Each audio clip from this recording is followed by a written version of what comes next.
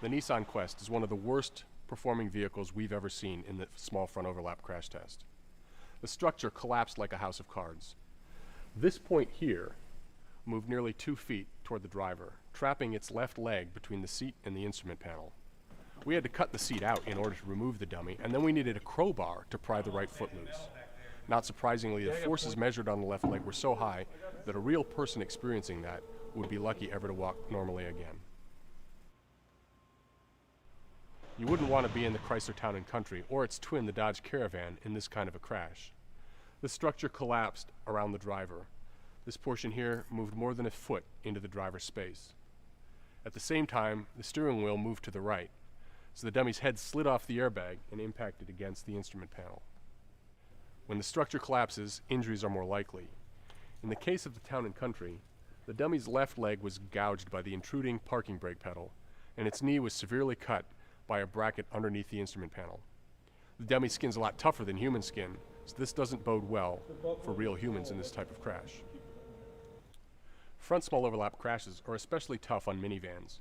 That's because they're typically built on car frames, but they're wider and heavier, so more of their structure is located outboard of the energy-absorbing frame rails.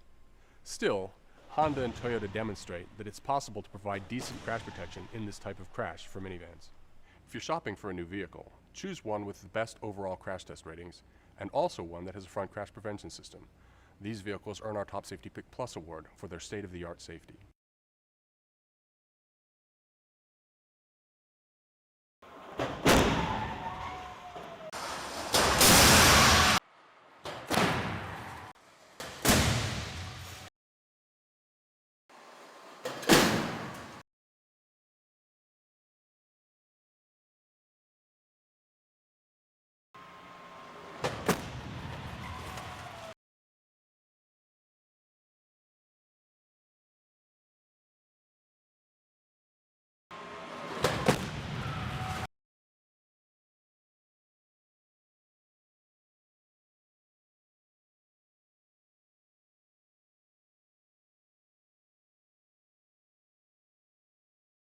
The hinge pillar was pushed backward 17 inches, and the door frame was pushed so far inside the occupant compartment that the dummy's head hit it after sliding off the front airbag.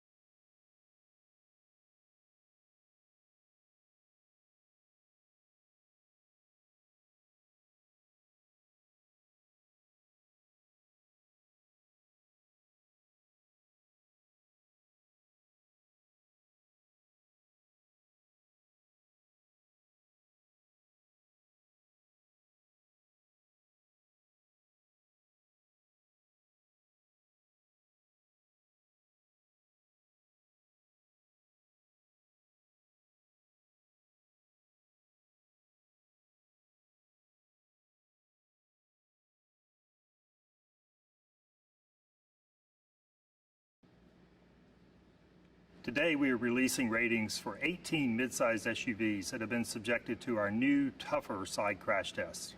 Our original side crash test was introduced almost 20 years ago. We needed a new, tougher test that represented the real-world crashes that are occurring today that involve higher speeds and heavier vehicles. What we have done is develop a heavier barrier and are now running our tests at a higher speed. Those two factors combined create 82% more energy in our tests today. Overall, this group of vehicles performed reasonably well. 10 of the 18 vehicles received a good rating, 2 more of the vehicles received an acceptable rating, and we had no vehicles that received an overall poor rating. The top performers in this test group were the Mazda CX-9 and the Volkswagen ID.4. They achieved good ratings in all metrics. Close behind were the Ford Explorer and the Lincoln Aviator. The Volkswagen ID.4 was the only electric vehicle that we included in this group of midsize SUVs, and it performed extremely well. It got good ratings across the board in all metrics. You can see here there was very little intrusion into the occupant compartment, and so the driver and the rear seat passenger were well protected. The injury measures from the dummies showed that there was very low likelihood of injury, and the airbags did a good job of protecting the heads of the dummies. The Jeep Wrangler is missing an important piece of safety equipment when it comes to side impact crashes. Currently, the vehicle is not designed to have an airbag for those sitting in the rear seat, resulting in significant injury. We've downgraded it to a marginal rating overall.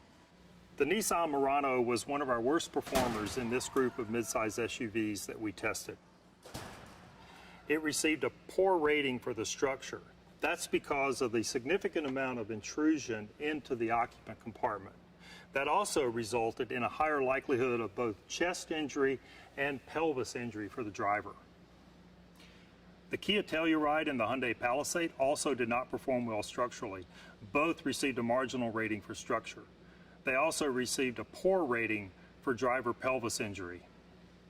Consumers shopping for a midsize SUV and searching for the highest level of side crash protection have choices among the 2022 models that are available today, with more than half of the vehicles receiving a good rating in our new, tougher side crash test.